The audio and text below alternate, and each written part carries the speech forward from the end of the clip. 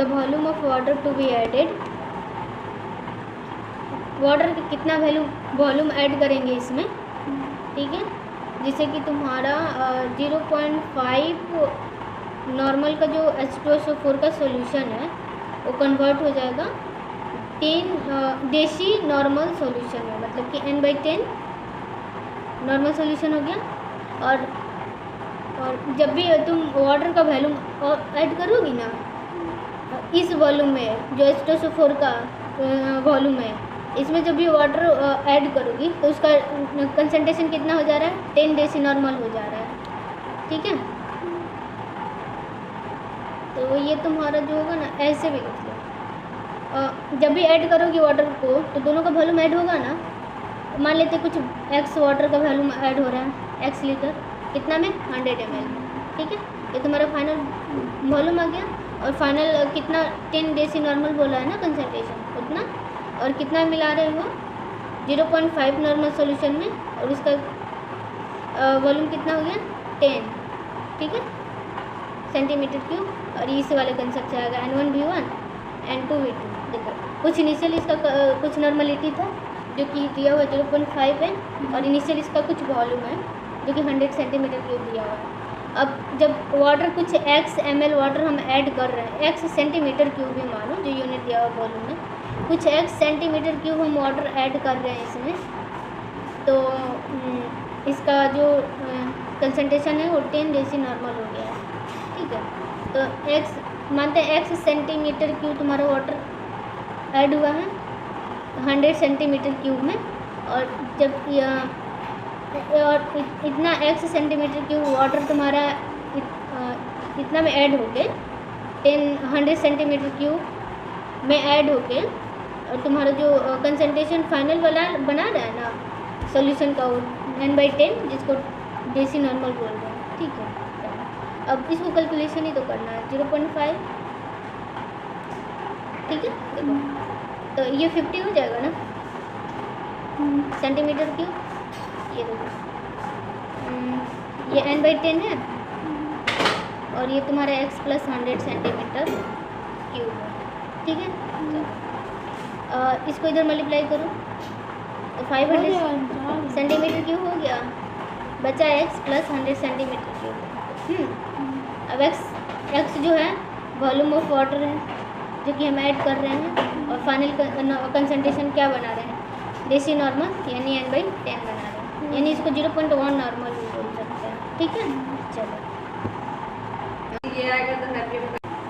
ठीक है, तो तुम 100 सेंटीमीटर क्यूब को 500 सेंटीमीटर क्यूब में से माइनस कर देगी तो तुम्हारा वॉल्यूम ऑफ एडेड वाटर आ जाएगा, कितना आ जाएगा 400 सेंटीमीटर क्यूब आ गया ना। 53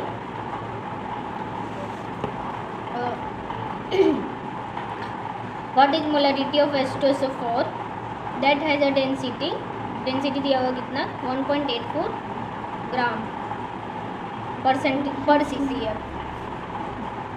at 35 degree Celsius and contains solute 98% by weight, ठीक है।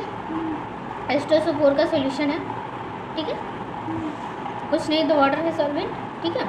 और 98% बाई वेट दिया हुआ, इसका मतलब क्या है 98% वेट बाई वेट दिया हुआ है, ठीक है। मतलब कि तुम्हारा 100 ग्राम में, ठीक है, या फिर 100 ml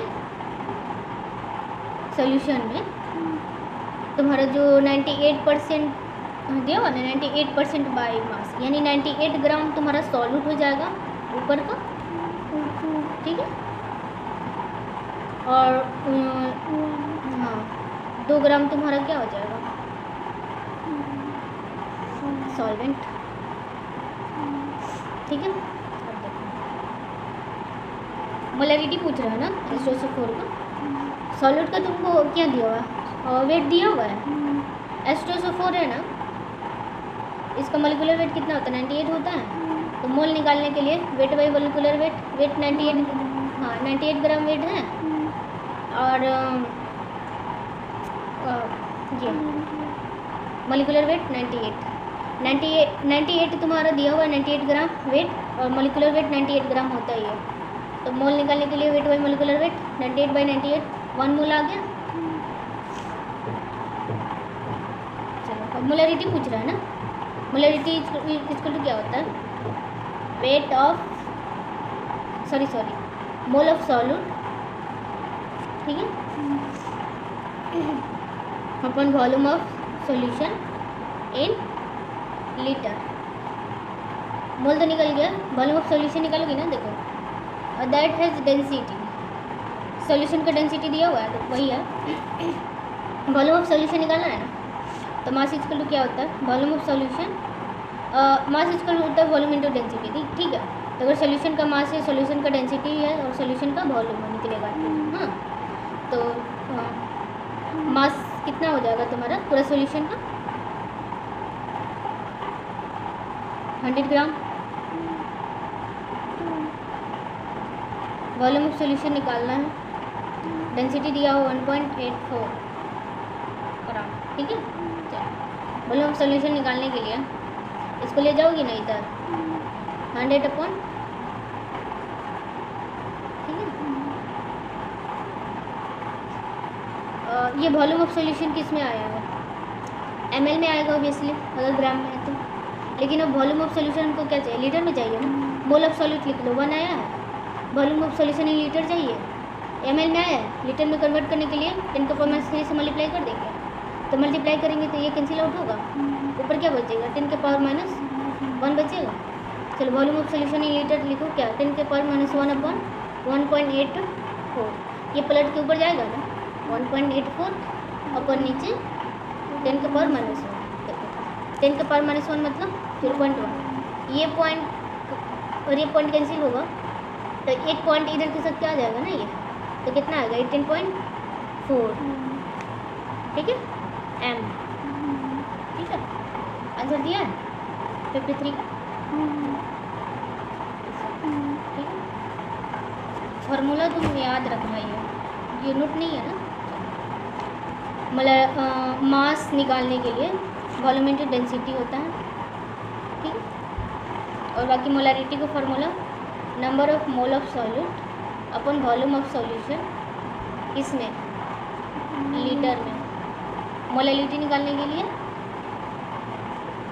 mass mole of solute upon mass of solvent in kg, ठीक है। Done. 54 Henry law constant for solubility, Henry laws constant for the solubility of N2 gas in water at इतना। हेनरी लॉ कांस्टेंट केस दिया हुआ है तुम्हारा कितना, 1 × 10⁵, ठीक है, ATM। The mole fraction of N2 in air, N2 का mole fraction air में दिया हुआ है 0.8। The number of moles of N2 from air dissolve in 10 mole of water. ये 0.8 मोल जो हवा में एयर में N2 का है ना, उसको 10 मोल्स ऑफ वाटर में डिजॉल्व किया हुआ है, ठीक है। एंड 5 atm प्रेशर, और 5 atm प्रेशर है, ठीक। Henry law constant for the gas in water is इतना। The mole fraction of N2 in air is इतना। The number of moles of N2 from air, the number of moles of N2, अच्छा, the number of moles of N2 from air dissolving इतना mole of water. हाँ, तो मतलब बोल रहा है ना कि एयर में तुम्हारा जो N2 का मोल फ्रैक्शन है वो 0.8 है, और हेनरी लॉज कांस्टेंट दिया हुआ है। पूछ रहा है कि the number of moles of N2 from air in 10 moles of water, इतना टेम्परेचर पे एंड 5 atm प्रेशर पे कितना होगा। नंबर ऑफ मोल पूछ रहा है N2 का, एयर से कितना डिजॉल्व किए हुए हैं 10 मोल ऑफ वाटर में, ठीक है, और इतना ATM प्रेशर पे, ठीक है, ठीक है, ठीक है।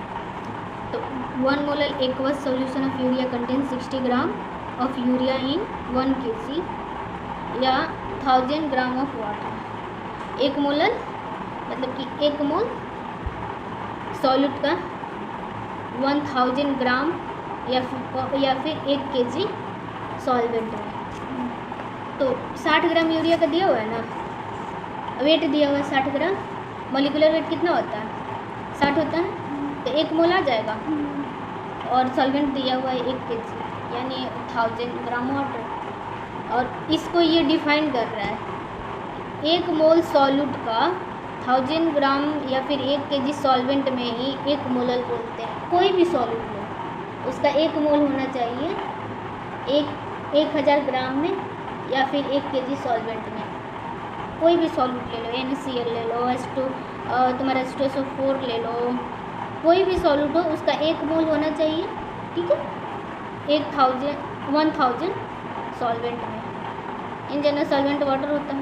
अब जैसे देखो, अगर H2SO4 का 1 मोलर निकालते हैं यानी कि इसका 1 मोल है, 1 मोल इसका कैसे आ जाए, जब इसका 90 ग्राम रहेगा तब वेट, और मोलिकुलर वेट 98 होता ही है, तो 1 मोल आ जाएगा। यानी कोई भी सॉल्यूट दिया रहेगा ना, तो देखो जो उसका ये वेट दिया रहेगा ना, उसके मोलिकुलर वेट के बराबर होना चाहिए, तब जाके तुम्हारा 1 मोल आएगा। और एक 1 मोल अगर 1000 ml 1000 ग्राम सॉरी या फिर 1 kg सॉल्वेंट में प्रेजेंट रहता है तो तुम्हारा 1 मोलर रहता है। किसी भी सॉल्यूट का अगर वेट उसके मोलिकुलर वेट के बराबर दिया रहे तो 1 मोल आ जाएगा, और वो डिफाइन हो जाएगा तुम्हारा 1 kg में या फिर 1000 ग्राम सॉल्वेंट में। यहाँ पे solvent water in general water ही रहता है, बाकी कुछ भी हो सकता है। ये हो गया 56 है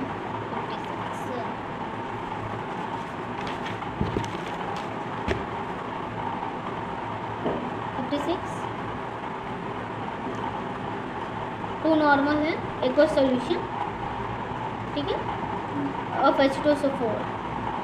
सबसे पहले H2SO4 का मोलिकुलर वेट 98, ठीक है, कितना है 2 नॉर्मल है ना, ठीक।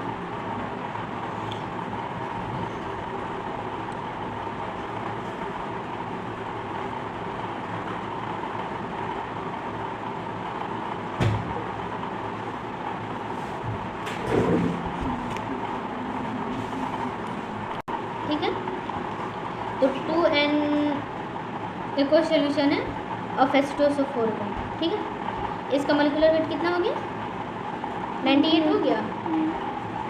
एंड इसका देखो ना, देखो नॉर्मलिटी इक्वल टू क्या हो गया, weight upon equivalent weight in litre, और ये जो भी तुम्हारा आएगा ना पर लीटर में आएगा नॉर्मलिटी, ठीक है, हाँ पर लीटर में। तो नॉर्मलिटी दिया हुआ है 2 दिया हुआ है ना, वेट निकालना ही ऑप्शन के अकॉर्डिंग, वेट नहीं दिया हुआ है।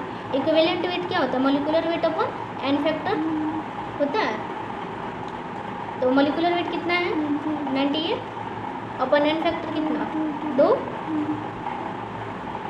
ये 2 ऊपर जाएगा ना, तो ये 2 कैंसिल हो जाएगा, वेट इक्वल टू क्या आ जाएगा 98। तो 98 ग्राम ऑफ H2SO4 पर लीटर ऑफ सॉल्यूशन, ठीक है। प्रत्येक हर 1 लीटर सॉल्यूशन में तुम्हारा 98 ग्राम H2SO4 होगा। 58 Henry's law constant for CO2 in water इतना